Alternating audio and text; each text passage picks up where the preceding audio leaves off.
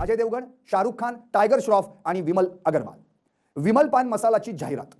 राजस्थानमधील जिल्हा ग्राहक न्यायालयाची नोटीस.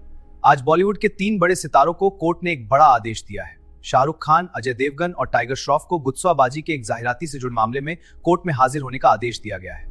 दाने दाने में है केसर का दम हा दावा खोटा असल्याचा आरोप. संबंधितांना 9 जुलै रोजी स्वतः किंवा वकिलामार्फत आपली बाजू मांडण्याचा दिला आदेश. मुंढे यांच्या कारवाईने बोलोजुबान केसरी स्टार नोटीस मिळताच गप्पागार झाल्याचे समोर. गुटखा, दारू, सिगारेटची थेट जाहिरात करण्यावर बंदी आहे. एसीआय म्हणजे ॲडव्हर्टायझिंग स्टँडर्ड्स काउन्सिल ऑफ इंडियाच्या नियमानुसार पान मसाला, सुपारी विकायला बंदी नाही, जाहिरात करायलाही बंदी नाही. पण संबंधित प्रॉडक्टच्या पॅकवर कायद्यानं हेल्थ वॉर्निंग छापणं बंधनकारक असेल तर सेलिब्रिटींनी जाहिरात करायची नाही. FSSAI म्हणजे food safety and standards authority of इंडियाच्या नियमानुसार प्रॉडक्ट पॅकवर आणि जाहिरातीत च्युइंग ऑफ पान मसाला इज इंजुरियस टू हेल्थ असं लिहिणं बंधनकारक. आज बॉलीवुड के 3 बड़े सितारों को कोर्ट ने एक बड़ा आदेश दिया है. शाहरुख खान, अजय देवगन और टाइगर श्रॉफ को गुत्साबाजी के एक जाहिराती से जुड़े मामले में कोर्ट में हाजिर होने का आदेश दिया गया है. पण एखादाच बच्चन यांच्यासारखा सुपरस्टार असतो जो एखादी जाहिरात केल्यानंतर त्यावर टीका झाली की ही सरोगेट ॲडव्हर्टायझिंग आहे, हे मला माहीत नव्हतं असं म्हणून कॉन्ट्रॅक्ट रद्द करत घेतलेले पैसे परत करतो. अमिताभ बच्चन यांनी कमला पान पसंतची जाहिरात केली होती, त्यानंतर त्यांच्यावर बरीच टीका झाली होती.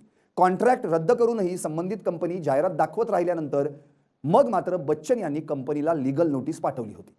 आता तुम्ही विचाराल की हे सरोगेट ॲडव्हर्टायझिंग म्हणजे काय? सांगतो. लाखो करोडो रुपये घेऊन लोकांना व्यसनाधीन करण्यास प्रवृत्त करणाऱ्या या स्टार मंडळींना एवढाच जर या कंपन्यांचा पुळका असेल तर त्यांनी जे पैसे जाहिरातीतून मिळतात तितक्या पैशांचा केशर पुडीत टाकावा, म्हणजे लोक आनंदाने तरी केशर खातील.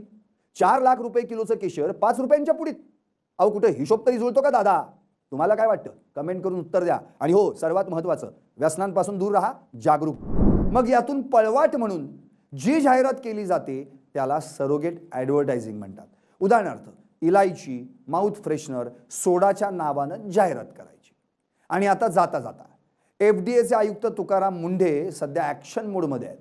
त्यांनी 25 मे रोजी पदभार काय स्वीकारला. अवघ्या 6 दिवसांमध्ये 203 छापे टाकले, 102 जणांना अटक केली आणि 68 दुकानांना टाळं ठोकलं.